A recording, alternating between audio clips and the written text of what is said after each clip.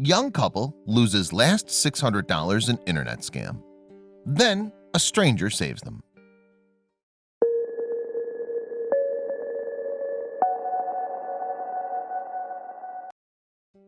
Raising a family is never easy, but Nathan and Madison Donovan managed to scrape by. They'd worked hard and had saved what little money they earned since they'd left school, but in 2010, an unexpected disaster struck the small family. With Nathan unable to work, they found themselves totally reliant on social assistance. Nathan was involved in a severe car accident that resulted in a back injury that had left him immobile. Madison, determined to support her two small children, was forced to return to work. But then life threw Madison another curveball, and there was only one option left. Madison got a job downtown working night shifts at a call center, but there was a huge problem. The buses didn't run that route at night. Madison needed a car so she could travel safely to and from work. So she sat down with Nathan and they talked about what to do next. The struggling couple was having a hard time just making ends meet. How are they going to manage to buy a car? It was a vicious cycle. Eventually, they decided to take out a loan. They worked out that they would just be able to make the monthly repayments, and when Madison got her first paycheck, they thought that things would be easier. But they were so very wrong. Nathan and Madison immediately started to look into applying for a loan, but there was another problem. They would need someone to sign for surety. Nathan could only think of his mother, but she lived in Nova Scotia and couldn't travel to Moncton to co-sign the document. That's when everything started to go horribly wrong. With Nathan's mother unable to travel, the couple decided to go through an intermediary company. There, on the first page of Google, they found what they thought was the answer to their prayers. It was a loan company called East Liberty Finance Group, and they appeared to be based in New York.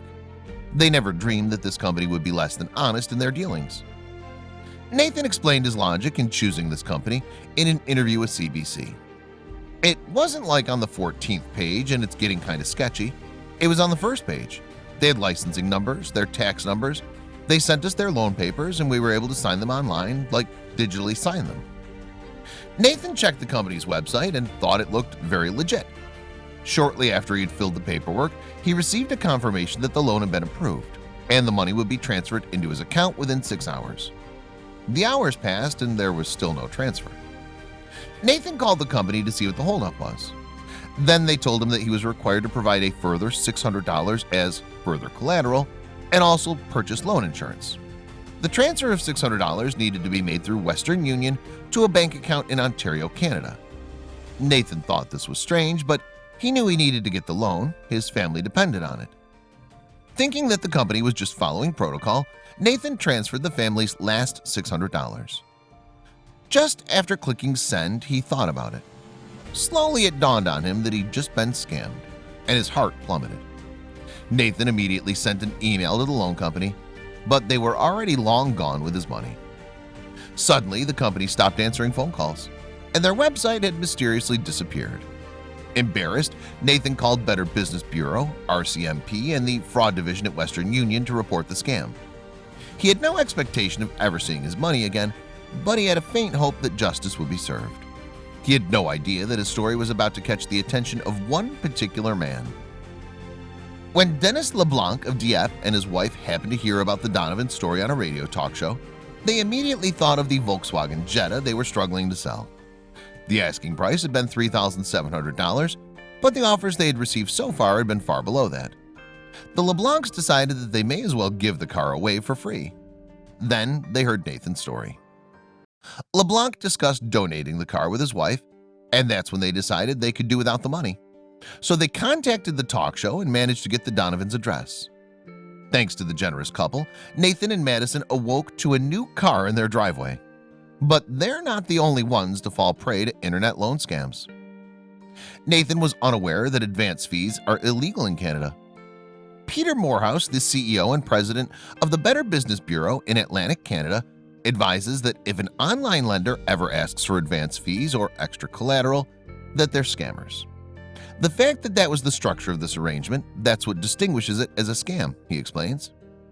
Morehouse added that it's unfortunate that scammers tend to target people who really can't afford to lose their money. I think you have to be a special sort of evil to target people who really can't afford to be scammed in the first place. David Shipley, CEO of Boceron Security and cybersecurity expert, has some advice to avoid falling prey to online scams. Shipley said that desperate families need help to avoid the same situation as the Donovans. Nathan added that after the incident, he couldn't afford to feed his family. "I almost walked out of Sobeys the other day with 2 loaves of bread, and I turned around and went back. I can't walk away with 2 loaves of bread. You know what I mean? But other people can just take everything you have." But how do the scammers get away with it?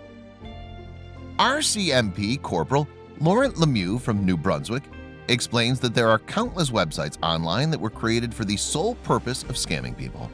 It's almost impossible to monitor all those websites, and when the funds are transferred overseas, there's very little chance of getting it back. But the people applying for loans aren't the only victims. Lemieux added that there's always a middleman involved. This person will collect the money that's sent to the Western Union in Canada, but this person is often a victim as well and has no idea what the money's for. They are just in a love relationship and they're being told, "I need help to get $4,000 over here. I've got a friend that's going to wire it to you. Can you forward?" Lemieux explains. At least Nathan and Madison are on the right track after they were dealt their devastating blow. Everything is going awesome. The car's great, Madison's working full-time, and we're no longer on assistance, which was our goal. We have a renewed sense of hope, not only in our financial future, but in our fellow man, Nathan says happily.